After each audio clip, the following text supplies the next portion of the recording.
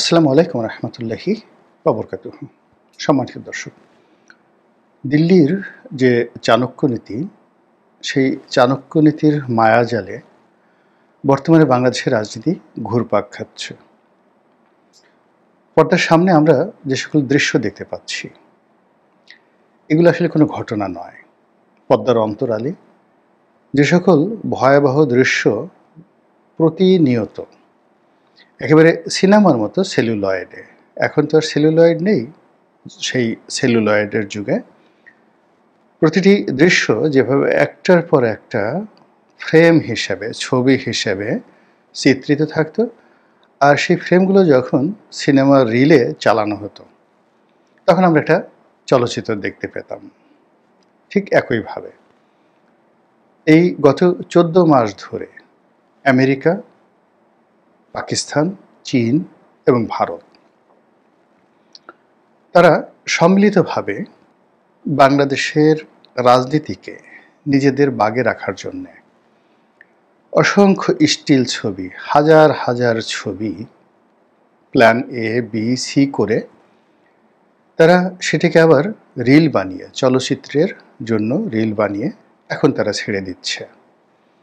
আর তারই প্রেক্ষাপটে এখন যে ধরনের খেলাধুলা হচ্ছে, অবস্থা দৃষ্টিতে মনে হচ্ছে যে চীন পিছিয়ে গেছে।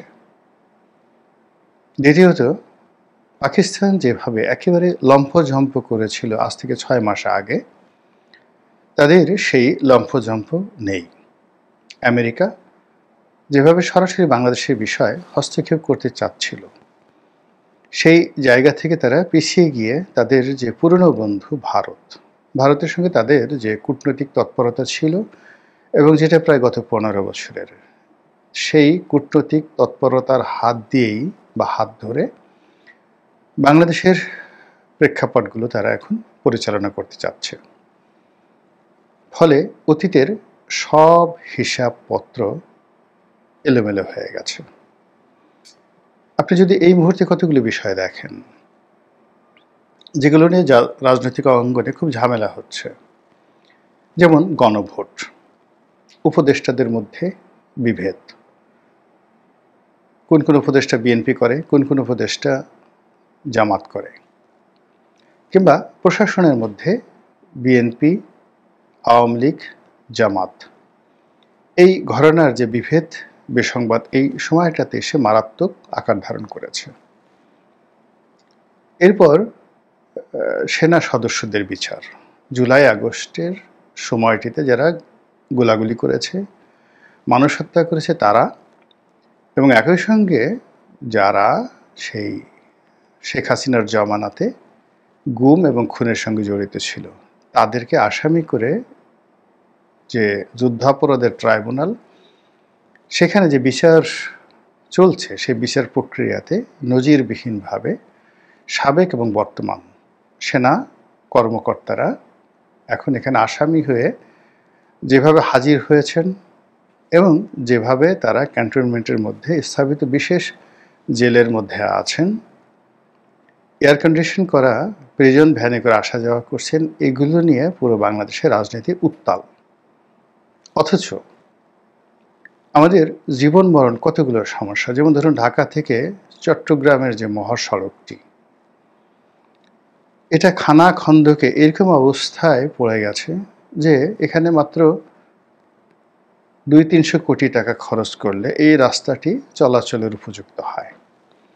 কিন্তু আমরা সেটা না করে চট্টগ্রাম বন্দর বিদেশিদের হাতে তুলে দিতে হবে ভালোভাবে দেশ পরিচালনার জন্য। এই কাজে ব্যস্ত হয়ে পড়েছি। যেখানে আপনার উত্তরা থেকে আশুলিয়া হয়ে আপনার ইপিজেড রোডে ওঠা রাস্তাটি, আর সাভার থেকে আপনি জাতীয় স্মৃতিসৌধ হয়ে এরপর নবীনগরের দিকে গিয়ে পল্লী বিদ্যুতের সামনে থেকে একেবারে কালিয়াকৈরের যাওয়ার জন্য, টাঙ্গাইল যাওয়ার জন্য, কিংবা উত্তরবঙ্গে যাওয়ার জন্য যে রাস্তাটি রয়েছে, একেবারে টাঙ্গাইল এলেঙ্গা মোড় পর্যন্ত নয়, ঠিক বিকেএসপি পার হয়ে আরও বহুদূর পর্যন্ত যেভাবে খানা খন্দকে পরিপূর্ণ হয়ে গেছে, তা মেরামত করতে বড় জোর 10 থেকে 12 কোটি টাকা দরকার। সেই 10 থেকে 12 কোটি টাকা আমরা দিচ্ছি না, দিতে পারছি না। আর এর ফলে প্রতিদিন শত শত কোটি টাকার শ্রমঘণ্টা নষ্ট হচ্ছে। অথচ আমরা চায়না থেকে কয়টা প্লেন আনবো, মানে যুদ্ধ বিমান আনবো, আমেরিকা থেকে কয়টা ড্রিম লাইনার আনবো, মানে আধুনিক অত্যাধুনিক বোয়িং 787 আনবো, এগুলো নিয়ে আমরা দর কষাকষি করছি। তো এগুলো মানে এমন একটা অবস্থা যে আপনার পেটের মধ্যে প্রচণ্ড ক্ষুধা, আপনি ক্ষুধার যন্ত্রণায় ছটফট করছেন, মরে যাচ্ছেন। ঠিক এই সময়টাতে ডাক্তার আপনাকে বলল যে তাকে গোলাপ ফুলের সুবাস দাও, ফুলের তোড়া দাও তাকে আগে। তো এরকম একটি অবস্থাতে আপনার মেজাজটা কেমন হবে? বাংলাদেশের অবস্থা ঠিক তাই। এদেশের ব্যবসা বাণিজ্যর যে লাইফ লাইনগুলো রয়েছে সব জায়গা থেকে গণ্ডগোল লাগিয়ে দেওয়া হয়েছে। এরপর আমাদের রাষ্ট্রযন্ত্রের যে লাইফ লাইনগুলো রয়েছে সব জায়গাতেই গণ্ডগোল লাগিয়ে দেওয়া হয়েছে, এবং এই জিনিসগুলো করা হচ্ছে বিদেশি এজেন্টদের যে তৎপরতা, সেই তৎপরতার মাধ্যমে। এবং এই কাজে যে এখন ভারত এগিয়ে আছে, দিল্লি জয়লাভ করেছে এবং দিল্লির ইচ্ছাতেই এই বাংলাদেশের অনেক কুকর্ম হচ্ছে। এটা বোঝার জন্য আপনাকে রকেট সায়েন্টিস্ট বা রকেট বিজ্ঞানী হওয়ার দরকার নেই।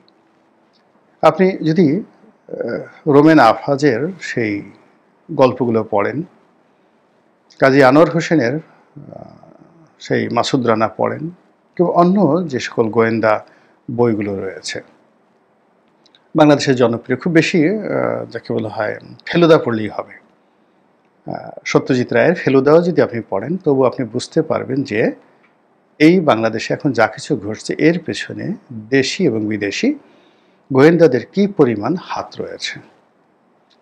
এখন খুবই স্পষ্ট, আপনি যখন এই সরকার ক্ষমতায় এলো, বা এই সরকার যখন ক্ষমতায় আসেনি আওয়ামী লীগ সরকারের শেষ সময়টিতে, তখন দিল্লি তাদের যারা এজেন্ট রয়েছে সেই এজেন্টদেরকে দিয়ে খুবই জঘন্য ভাষায় শেখ হাসিনা, দিল্লি, নরেন্দ্র মোদী এদের বিরুদ্ধে এমন গালাগাল শুরু করলো ইন্টারনেটে, সারা বাংলাদেশের মধ্যে একটা যাকে বলা হয় ভারত বিরোধী প্রচারণা একেবারে তুঙ্গে উঠল। এমন একটা জায়গাতে সেটা তুলে নেওয়া হলো, অর্থাৎ 2024 সনের যদি আপনি এপ্রিল মেয়ের ঘটনা ধরেন, এপ্রিল মে থেকে শুরু করে 2025 সনের এপ্রিল মে পর্যন্ত আপনি যদি ভাড়া করা ইউটিউবার বা টুকাই ইউটিউবারদের ভারত বিরোধী প্রচারণা শোনেন এবং তার সঙ্গে যদি আমাদের এই দেশের মানুষের ভারত বিরোধী মনোভাবকে আপনি ওজন করেন, তাহলে দেখবেন যে ফুটনাঙ্ক যখন মানুষ ফুটতে থাকে একেবারে সর্বোচ্চ স্তরে পৌঁছে গেছে। এরপরে আর আসলে ওঠার কোনো জায়গা নেই। মানুষের ক্রোধ, রাগ, ক্ষোভ এগুলো অনেক সময় দেখা যাচ্ছে যে ইচ্ছে করেই তাদের যারা প্রতিপক্ষ তারা উস্কে দেয়, যেন সে উত্তেজিত হয়ে আবার ঠান্ডা হয়ে যায়। একটা নির্দিষ্ট সময় পর্যন্ত মানুষ রাগ হতে পারে। তো এই যে ভারতীয় যারা এজেন্ট, আপনি অবাক করার ব্যাপার হলো যে তারাই ভারত বিরোধী প্রচারণা চালিয়েছে। আরও সহজ করে বলি, শেখ হাসিনার জমানাতে শেখ হাসিনাকে নিয়মিত গালাগাল করার জন্য, তার বিরুদ্ধে নানা রকম অপপ্রচার করার জন্য টিএসসি, শাহবাগ, প্রেস ক্লাব থেকে শুরু করে বিভিন্ন জায়গাতে ডিজিএফআইয়ের এজেন্টরা কাজ করতে, এবং এদের পেছনে শেখ হাসিনার সরকার কোটি কোটি টাকা, শত শত কোটি টাকা খরচ করত। এর কারণ হলো যে ধরনের অন্যায়গুলো, অপরাধগুলো আওয়ামী লীগ সরকার করেছে বা করতো, বা যেগুলো নিয়ে তাদের আতঙ্ক ছিল, সেগুলো তারাই প্রকাশ করে দিত যেন এগুলো ভাত মাছের মতো হয়ে যায়। ব্যাপারটা হলো এরকম, আপনি কারোর সঙ্গে পরকীয়া প্রেম করছেন বা চুরি করছেন, অন্যায় করছেন, এখন এটা নিয়ে আপনার মধ্যে একটা আতঙ্ক কাজ করবে। কিন্তু যখন এটা প্রকাশিত হয়ে যাবে, আপনি আলাপ আলোচনা করবে লোকজন আপনাকে নিয়ে, মানুষের প্রথমে রাগ হবে, এরপর বিরক্তি হবে, এবং একটা সময় মানুষ ধীরে ধীরে এগুলো মেনে নেবে যে এই লোকটা আমাদের এরকমই। কাজেই এটা সরকারের একটা কৌশল, গোয়েন্দা সংস্থাগুলোর একটা কৌশল, বিভিন্ন দেশগুলোর একটা কৌশল। আমেরিকা নিজেও মার্কিন বিরোধী মিছিল করার জন্য বিশ্বের অনেক দেশে টাকা খরচ করে, আমেরিকার বিরুদ্ধে যুদ্ধ করার জন্য, এমনকি আমেরিকার স্থাপনাগুলোতে হামলা করার জন্য, আমেরিকার রাষ্ট্রদূত দূতাবাসদেরকে হামলা করার জন্য, আমেরিকান দূতাবাস হামলা করার জন্য আমেরিকা নিজেরা বিনিয়োগ করে। এবং তাদের সেই কাজ বা তাদের যে অভিষ্ট লক্ষ্য, সেই লক্ষ্যে পৌঁছানোর জন্য তারা আমেরিকার মাটিতে পর্যন্ত যে আক্রমণ পরিচালনা করে, আত্মঘাতী আক্রমণ, সেই টুইন টাওয়ারের দুর্ঘটনা, পেন্টাগনে আক্রমণ, ওসামা বিন লাদেনকে দায়ী করে আফগানিস্তান আক্রমণ করার যে আত্মঘাতী সিদ্ধান্ত আপনারা সবাই জানেন। নাও ইট ইজ ওপেন সিক্রেট। তদ্রূপ বাংলাদেশকে নিয়েও দিল্লি খেলেছে। এই দিল্লি খেলতে গিয়ে তাদের বাংলাদেশের ভিতরে কিছু এজেন্ট আছে, বাংলাদেশের বাইরে কিছু এজেন্ট আছে, যারা সবসময় মানে এক্সট্রিম পর্যায়ে দিল্লির বিরুদ্ধে কথাবার্তা বলেছে। কথাবার্তা বলে দিল্লির বিরুদ্ধে, মোদির বিরুদ্ধে, ভারতের বিরুদ্ধে মানুষের যে ক্ষোভ, এটাকে একেবারে উস্কে চরম পর্যায়ে দিয়েছে। আর এখন স্থানীয় সমস্যা, অন্যান্য সমস্যার কারণে বা ওই ধরনের কথা শুনতে শুনতে তাদের যে ক্ষোভ জিরোত হয়ে গেছে। এবং গত 2-3 মাসের মধ্যে দেখবেন যে একটি ভারত বিরোধী প্রোপাগান্ডা দেশের ভিতরে এবং বাইরে চলছে না। এটা গেল এক।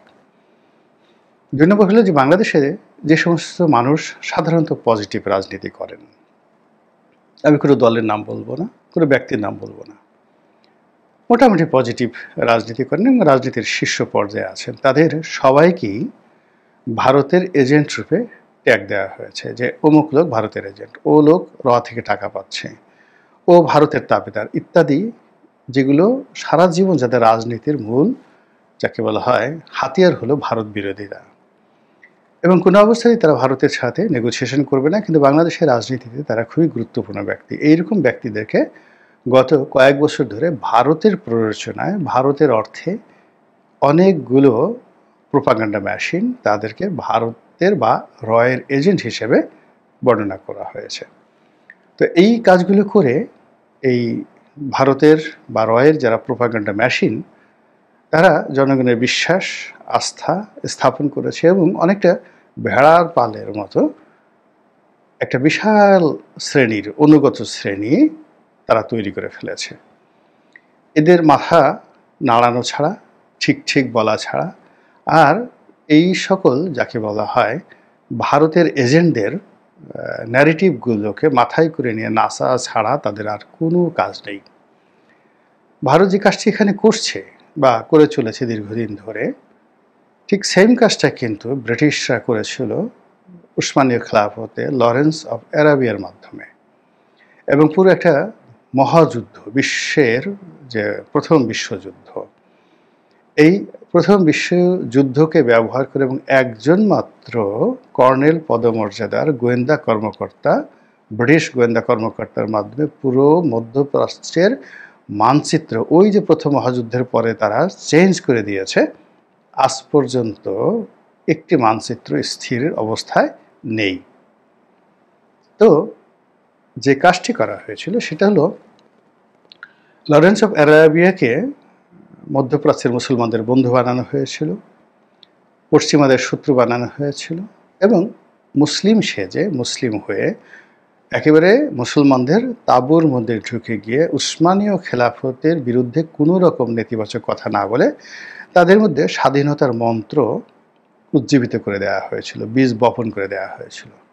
আমাদের এই বাংলাদেশে সেনাবাহিনী দরকার নেই, এই সেনাবাহিনীর একটা বিরাট অংশ ভারতের তাবেদার, এবং এই সেনাবাহিনী দেশবিরোধী কর্মকাণ্ড করে জনগণের যত রকম আয় রোজগার আছে সব তারা বসে বসে খায়। গত এই যে 1.5-2 বছর ধরে এই ধরনের কথাবার্তা বলা হচ্ছে।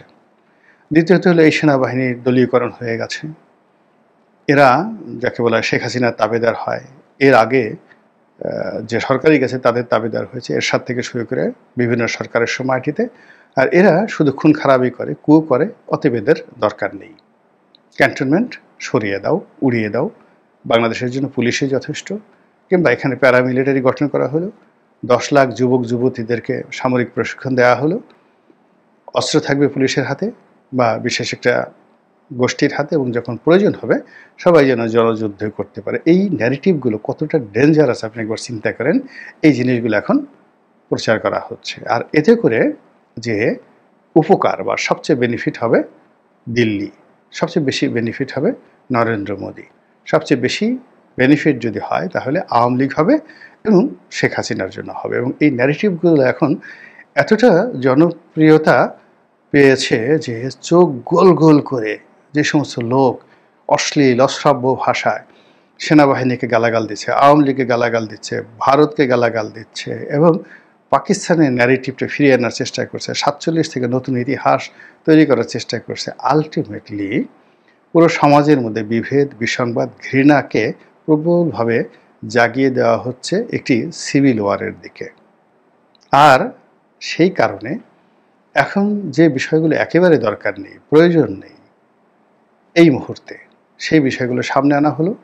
আর যে বিষয়গুলো এই মুহূর্তে খুবই দরকার ছিল সেই বিষয়গুলোকে